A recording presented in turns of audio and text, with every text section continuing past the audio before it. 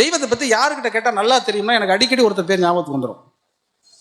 அது யாருன்னா பக்தி சொற்பொழிவாற்றுகிறவர்கள், பக்தி பற்றி பிரசங்கம் செய்கிறவர்கள், அல்லது மேடை தோறும் ராமர் இருக்கிறார் கிருஷ்ணர் இருக்கிறான்னு பேசுகிறவங்க, இவங்கெல்லாம் கிடையாது.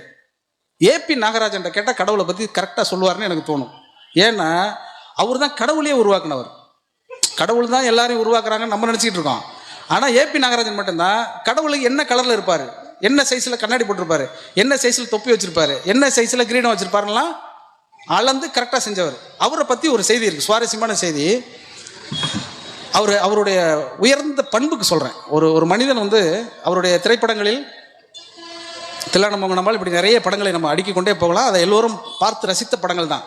அப்படி ரசித்த அந்த படங்கள் எல்லாம் தாண்டி அவரை எனக்கு ரொம்ப பிடிச்சதுக்கு ரொம்ப முக்கியமான ஒரு காரணம் இருக்குது.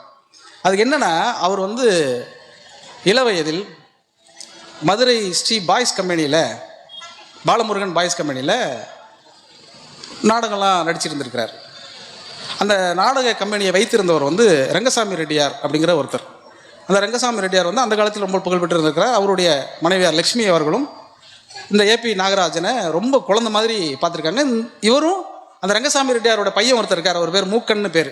இந்த மூக்கனும் ஏபி என்னும் ரொம்ப நெருக்கமான இளவயது நண்பர்கள். அவங்க 2 பேருமே வந்து மேடையில் நடிப்பது வந்து அவ்வளோ சிறப்பாக இருக்குமா. அந்த காலத்தில் எல்லா நாடகங்களையும் நடிச்சுக்கிட்டே இருந்திருக்கிறாங்க. எல்லா வெளிநாடுகள் அங்கங்கே வந்து அந்த நாடகம் வந்து ரங்கசாமி ரெட்டியார் வந்து நாடகத்தில் வந்து ஒரு கொடிகட்டி பறந்த ஒரு காலம்.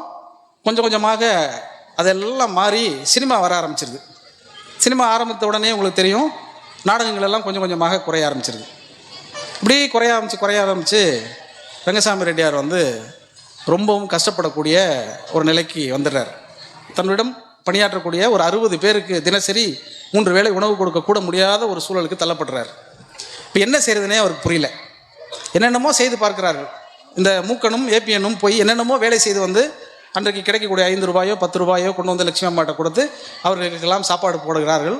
ஒரு கட்டத்தில் அதற்கும் வழி இல்லாமல் போகிற பொழுது அங்கே பணியாற்றி கொண்டிருந்த கலைஞர்கள் ஒவ்வொருவராக மெல்ல கிளம்புவாங்கல்ல இயல்பா, அப்படி எல்லோரும் போய் விடுகிறார்கள். இவருக்கு ரொம்ப சங்கடமாக இருக்குது.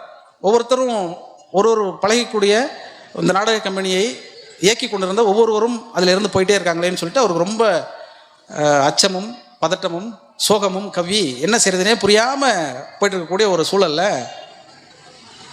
ஒரு வண்டி எடுத்துக்கொண்டு அங்கே இருக்கக்கூடிய பக்கத்தில் இருக்கக்கூடிய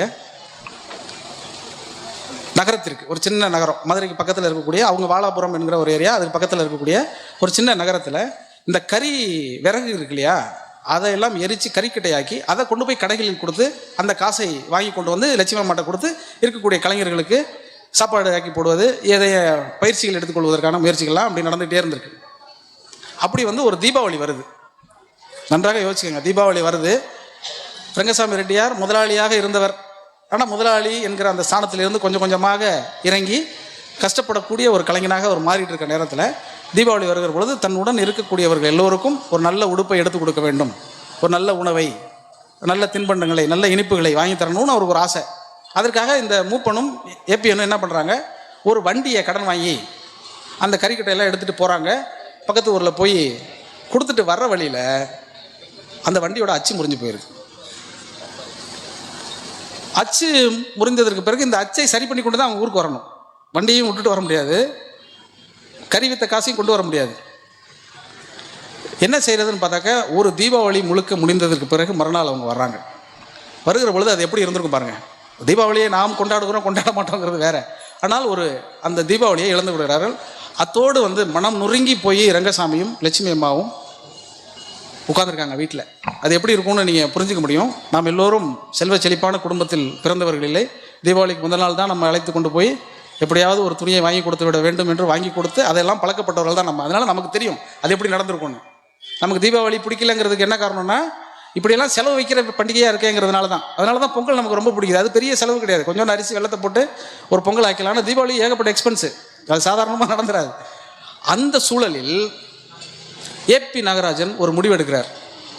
எப்படி உடுமலையார் கடனை அடைக்காமல் ஊருக்குள் கால் வைக்க மாட்டேன்னு கிளம்பினாரோ, அதே மாதிரி ஏபிஎன் ரங்கசாமி ரெட்டியாரையும் அவருடைய துணைவியார் லட்சுமி அம்மாளின் காலையிலும் நெடுஞ்சான் கிடையாக விழுந்து விட்டு கும்பிட்டுட்டு நான் சென்னைக்கு போகிறேன், நான் போய் சினிமாவில் பெரிய ஆளாகி உங்கள் கடனை எல்லாம் அடைத்து விடுகிறேன் என்று அவர் வருகிறார். அப்புறம் கொஞ்சம் காலத்திற்கு பிறகு அவர் மிகப்பெரிய இயக்குனராக மாறி நிறைய கடவுள்களை எல்லாம் உற்பத்தி செய்து, இந்த கடவுள் பக்தியை எல்லாம் உற்பத்தி செய்து இந்த நாட்டில் மிகப்பெரிய மிக முக்கியமான ஒரு இயக்குனராக அவர் மாறி மறுபடியும் ஊருக்கு திரும்பி வரார்.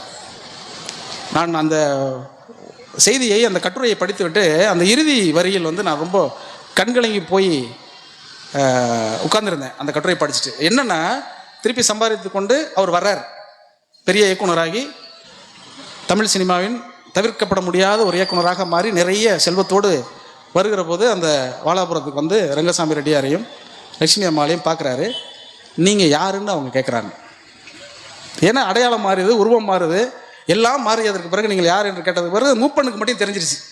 அந்த மூத்த மகன் இருக்கார், அவர் மட்டும் கட்டி பிடிச்சி அழுது மறுபடியும் அந்த ஏற்கனவே ஒரு தடவை விழுந்தார்ல அதே மாதிரி மறுபடியும் விழுந்து மறுபடியும் உங்களுக்கு ஒரு ஹோட்டலை வச்சு கொடுத்து அந்த ஹோட்டலில் நீங்கள் எப்படி முதலாளியாக அமர்ந்திருந்தீர்களோ உங்களை நான் முதலாளியாகத்தான் பார்க்க வேண்டும் என்று தான் சம்பாதித்த, தான் கற்றுக்கொண்ட அந்த கலை மொத்தத்திற்கும் காணிக்கையாக ஒரு ஹோட்டலை வைத்து கொடுத்து விஜயலட்சுமி முனியாண்டி விலாஸ் என்ற அந்த கடையை ஆரம்பித்து வைத்தார்.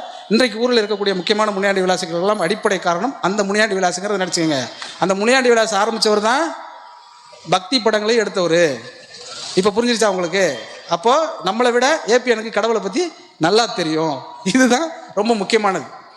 இது எப்படி அவர்கள் வாழ்க்கையில் நடக்கிறதுங்கிறத நீங்கள் பாருங்கள். இது எவ்வளவு ஆச்சரியகரமானதாக ஒவ்வொரு செய்தியை பற்றி படிக்கிற பொழுதும் அதை உணர்ந்து கொள்கிற பொழுதும் நமக்கு இதுக்கு பின்னால் இருக்கக்கூடிய இந்த அரசியல் அல்லது நம்பிக்கை அல்லது விடாமுயற்சி இப்படி நிறைய செய்திகள் இருக்குது.